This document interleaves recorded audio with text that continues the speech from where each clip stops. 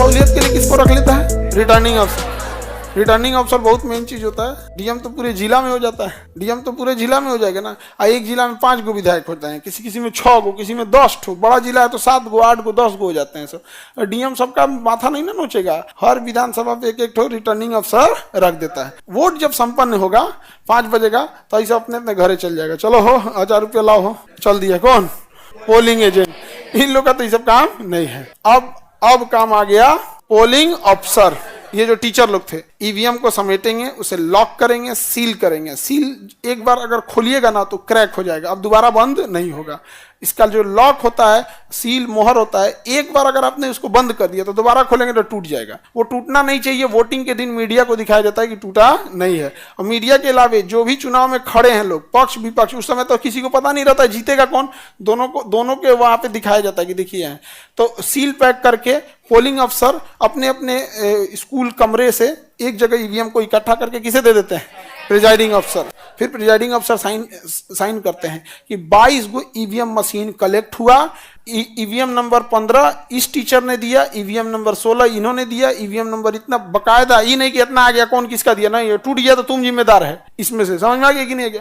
सारा रिकॉर्ड तैयार हो जाएगा। और वो किसके, कौन रिकॉर्ड तैयार कर पूरा फाइल बनाएगा? हाँ, प्रिजाइडिंग अफसर। प्रिसाइडिंग अफसर। अब प्रिसाइडिंग ऑफिसर गन्ना विभाग या कहीं कहीं से आया है, तुरंत फोन करेगा पुलिस एसपी को, तुरंत पुलिस थाना को कि हमें क्या दिया जाए, अतिरिक्त बल दिया जाए। तो आगे को पुलिस की गाड़ी, पीछे आई बैठ के पूरा गोदाम इसको लेके, अब पूरा सायरन बजाते हुए निकल निकल निकल कहाँ जाएगा? रिटर्निंग अफसर। रिटर्निंग अफसर के पास आएगा। अब रिटर्निंग अफसर के पास तो अलग अलग पोलिंग बूथ से आ रहा है। पोलिंग बूथ इंचार्ज कौन है? प्रिजाइडिंग अफसर।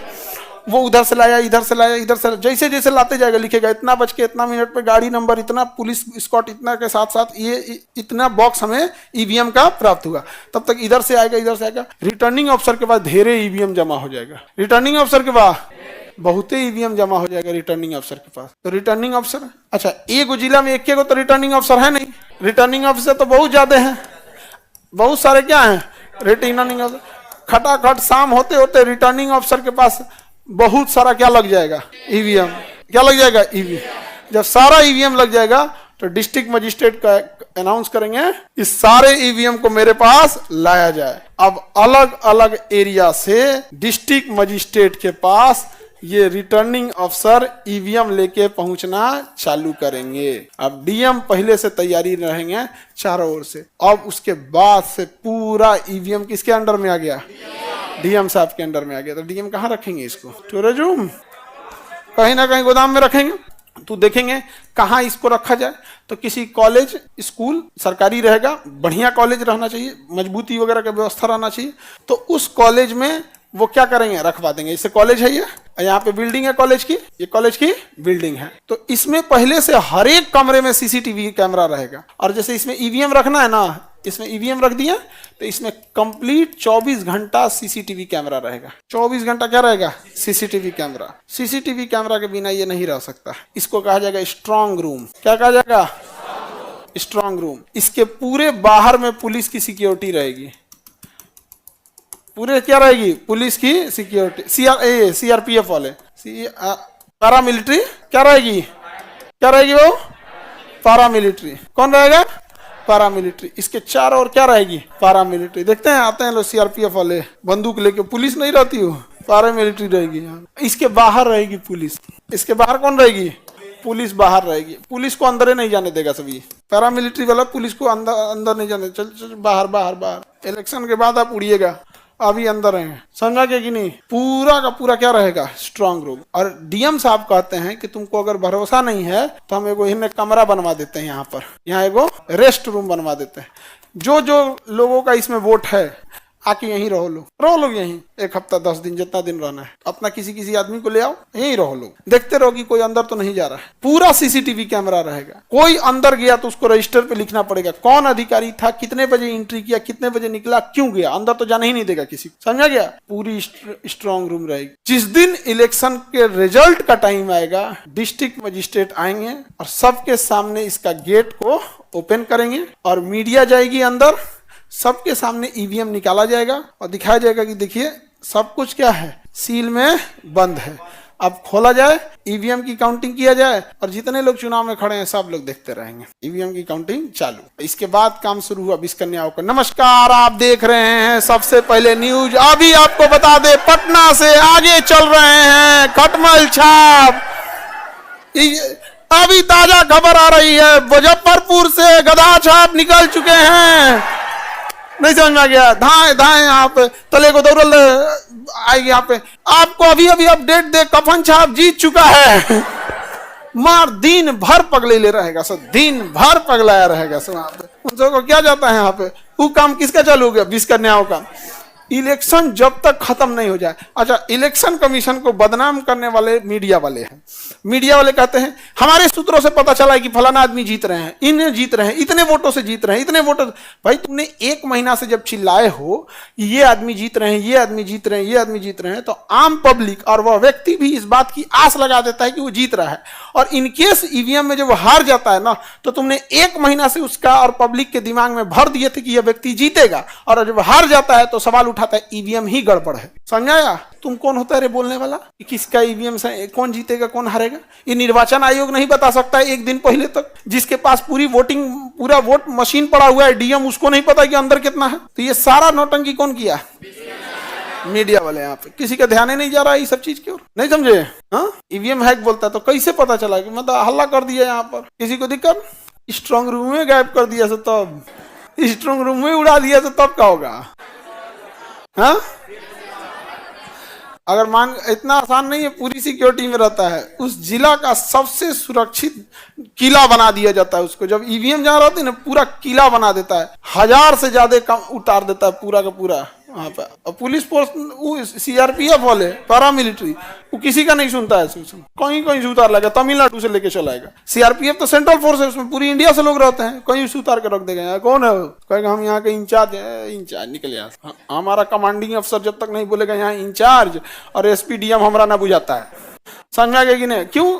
कोई इंसान अपने इमीडिएट सीनियर से डरता है। इमीडिएट सीनियर, अब जैसे पटना में, पटना डीएम हम लोग की इमीडिएट सीनियर है। मुजफ्फरपुर डीएम भी डीएम ही है, but is not immediate senior. उनके घुसियाने से कुछ नहीं होने वाला है तब तक जब तक वो ट्रांसफर करा के पटना ना आ जाए। क्या होगा? मुजफ्फरपुर के डीएम है, लेकिन पटना डीएम जिस दिन घुसी आ गया, खान सर आपकी कोचिंग का जो लंबाई चौड़ाई है मानक के हिसाब से ठीक नहीं है, सील कर देते हैं। नहीं समझे? काम खत्म। क्या कर देते हैं? सील कर। सर जहाँ स्ट्रांग रूम बनाएगा तो वहाँ 144 लगा देता है। जहाँ स्ट्रांग रूम बनेगा ना, जिस कॉलेज को स्ट्रांग रूम बनाएगा उसके आसपास में क्या लगा? धारा 144।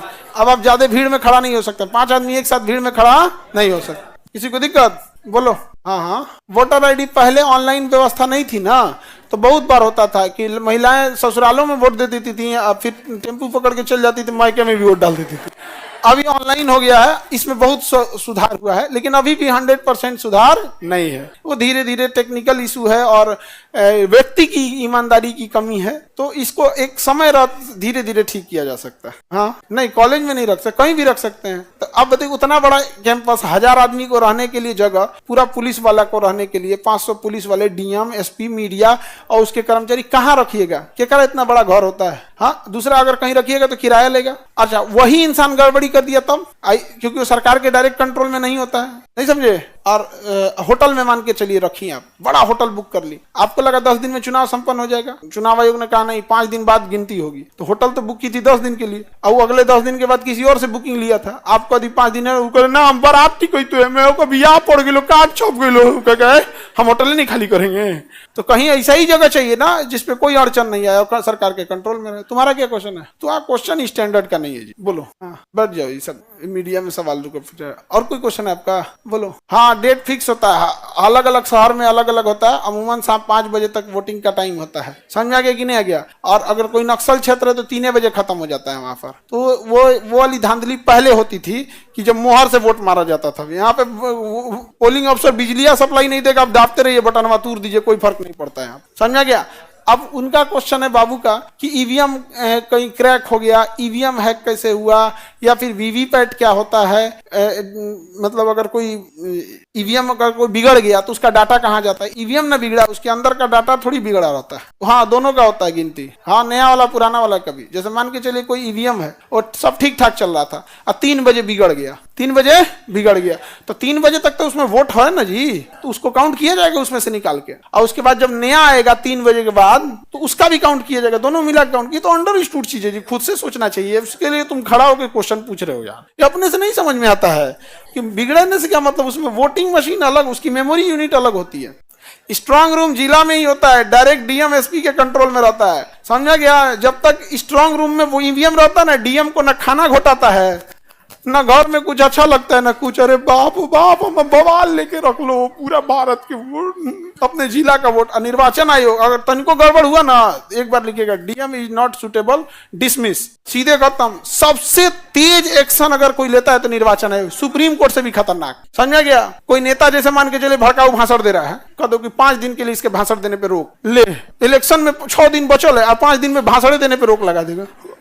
गलती हो गया, एकदम अच्छा बात बोलेंगे, कहा ठीक है 5 दिन बाद बोलना, अच्छा बात बोलेंगे। हम लोग लोकतांत्रिक देश में रहते हैं, अच्छा काम करते हैं, हम आपके लिए अच्छा काम करेंगे। और नहीं तो जहां बोलिएगा हमारी जाति की ओर किसी ने देखा तो हम भी उधर देखेंगे।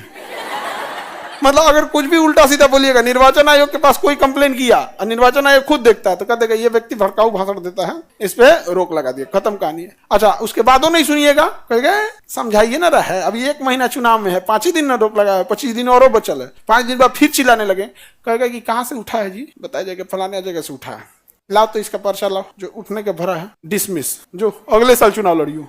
रद्द कर देता है चुनाव आयोग, इसलिए कोई नहीं हटता है चुनाव आयोग से। सबसे टफ होता है चुनाव, आपके परीक्षा से भी टफ। आपका परीक्षा अगला साल मौका देता है, चुनाव 5 साल बाद मौका देता है, समझा गया। 5 साल बाद आता है मौका। टफ है कि नहीं है? बहुत टफ है। और वो भी यूपी, बिहार, झारखंड जैसे स्टेट में जहां जाति बहुत मायने रखती है। आप कितना अच्छा काम किए कोई नहीं पूछेगा, समझा गया। जाति धर्म वाला बहुत हावी है यहाँ पर, जाति धर्म बहुत हावी है।